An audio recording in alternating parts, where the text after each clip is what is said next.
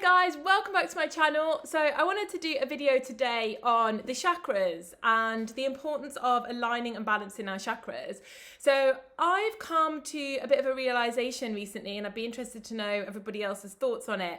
But I remember in around 2016, I think it was, my heart chakra was so much more, it was so much more open. I remember feeling a lot more heart-centered energies. I mean, really, none of this political stuff was going on. That was part of it, you know, and social media was a different place. It wasn't so aggressive with everybody just shouting at everybody. A lot of defenses have been put up that block the heart energy off recently, I've noticed. And that's kind of normal, right? Because if you're a very, very open-hearted person and you're walking around in society and that results in you getting exploited, used, taken advantage of and treated badly and called names, then you're going to put some defenses up, right?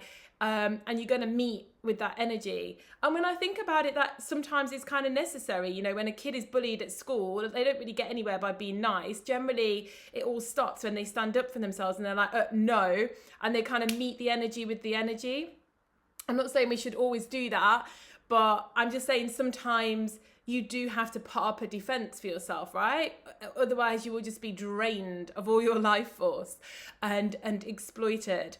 I do believe energetically, once we get to a certain place, we can go beyond that to where we don't even get tested anymore, because we've strengthened all of our chakras, we've strengthened all of our system, and people that come into our sphere kind of respect us. And I think that's a place that we want to get to, where there's kind of a mutual respect. It doesn't matter whether we have the same opinion, whether we think the same, but we want to get to a place where there's a mutual respect for our energy. And if we're a giving, open-hearted person, that is reciprocated, it's met with gratitude, you know, not being used.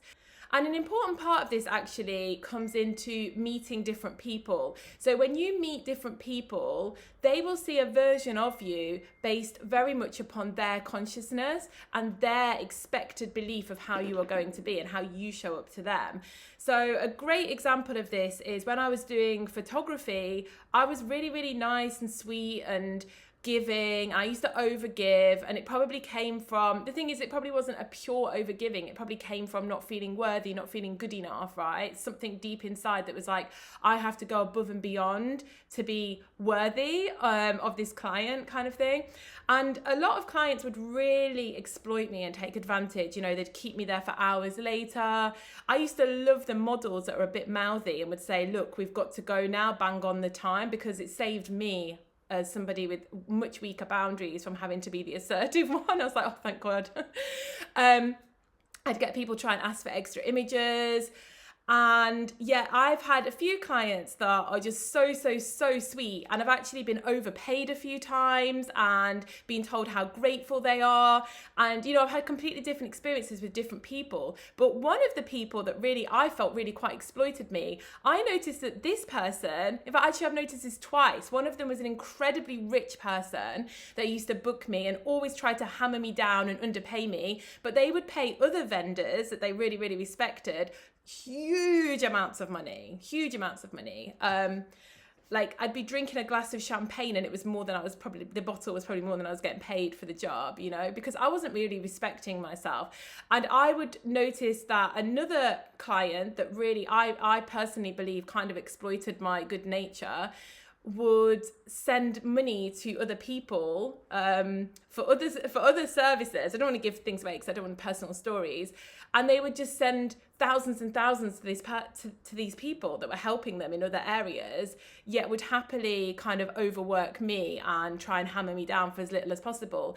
So those people could say, wow, that person's so generous and so giving, yet my experience of them is totally different. And that's a bit of a long-winded way of basically saying that how we show up for other people is very much about how we show up for ourselves, and how they treat us is also how we treat ourselves and how we show up for ourselves. So being open-hearted and being in this like beautiful, open-hearted, sweet energy, it is kind of nice, and there's something very lovely about it. But I feel like if that's your strongest chakra and that's the only chakra that's opened, you're missing out on so many other things. You're missing out on that personal power. You're missing out sometimes on the third eye. Like you see a lot of very open-hearted people that are very, very sweet, but they aren't really clued in.